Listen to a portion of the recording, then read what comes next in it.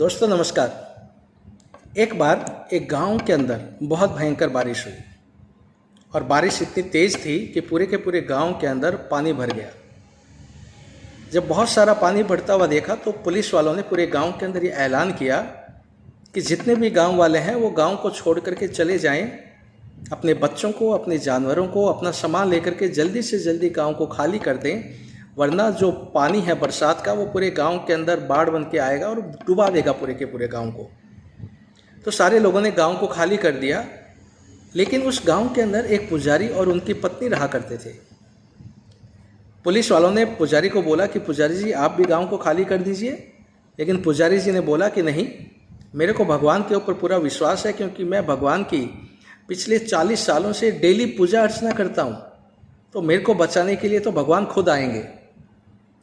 और ऐसा करके पुजारी जी वहीं रहे, गांव को छोड़ के नहीं गए। थोड़े ही घंटों के बाद में जब बारिश नहीं रुकी और पानी जो है वो लगातार बढ़ता जा रहा था, तो पुलिस वाले एक जीप लेकर के आए और पुजारी जी को बोला कि पुजारी जी जिद मत कीजिए, पानी लगातार बढ़ता चला जा रहा है, पूरा गांव खाली हो गया है, आप प्लीज़ गांव को खाली कर दीजिए वरना आप डूब जाओगे। पुजारी ने बोला कि नहीं, आप लोग जाइए, मेरे को भगवान के ऊपर पूरा विश्वास है, क्योंकि भगवान खुद आएंगे मेरे को बचाने के लिए। और वो नहीं गए। थोड़ी देर के बाद में पानी पुजारी जी की कमर तक आ गया।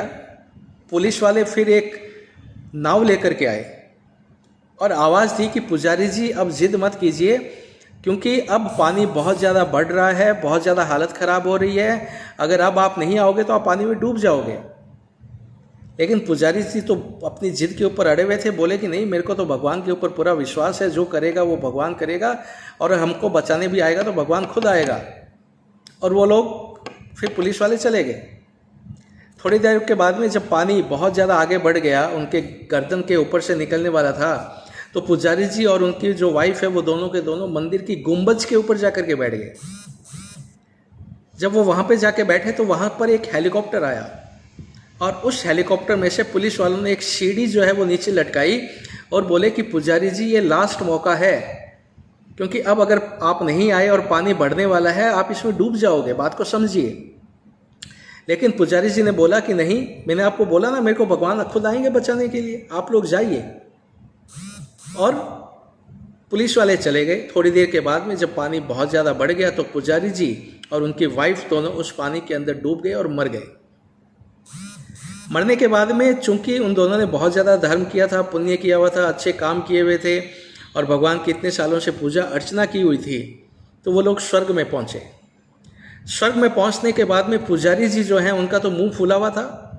भगवान बिल्कुल उनके ठीक सामने आसन के ऊपर विराजमान थे और भगवान ने देखा कि क्या बात है, आज तक जो पुजारी मेरी दिन भर पूजा करता था, आज वो बिल्कुल मेरे से बात ही नहीं कर रहा। तो भगवान ने पुजारी जी को पूछा कि अरे भक्त, क्या हुआ, नाराज़गी है क्या कोई मेरे से? तो पुजारी ने बोला कि भगवान आपने अच्छा नहीं किया। भगवान ने कहा क्यों, क्या हुआ? तो पुजारी जी ने बोला कि भगवान मैंने आपकी इतनी सारी पूजा अर्चना की, मैंने आपका इतना अच्छा 40 सालों तक आपके मंदिर के अंदर मैंने अपना पूरा जीवन निकाल दिया, और जब मेरी लाइफ के अंदर एक प्रॉब्लम आई तो आप उसके अंदर आए भी नहीं, आपने मेरे को पूछा भी नहीं, आप मेरी हेल्प भी नहीं किए। भगवान ने बोला कि अरे मूर्ख, तुझे इतना भी नहीं पता कि मैं खुद कहीं पे नहीं जाता, मैं हमेशा कोई ना कोई माध्यम के थ्रू लोगों की हेल्प करता हूँ, उनको कोई ना कोई संकेत भेजता हूँ। क्या तुझे पता नहीं कि एक जीप आई थी तुझे लेने के लिए पुलिस वालों के लिए? बोला कि हाँ आई तो थी। तो वो किसने भेजी थी? मैंने ही भेजी थी। और उसके बाद में एक नाव भी आई थी तुझे बचाने के लिए, याद है तुझे? पुजारी ने बोला कि हाँ नाव भी आई थी।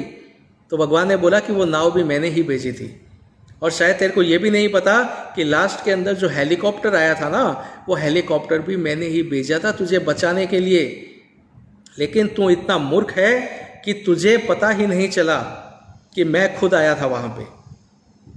दोस्तों, मैसेज ये है कि हमारी लाइफ के अंदर भी बहुत सारे ऐसे मौके आते हैं, जो मौके कई बार भगवान के थ्रू आते हैं। भगवान एक ऐसा माध्यम भेजता है हमको ज़िंदगी के अंदर कहीं ना कहीं सफल होने के लिए, कोई ना कोई मौका हमको भगवान देता है, लेकिन हम उस मौके को समझ नहीं पाते हैं।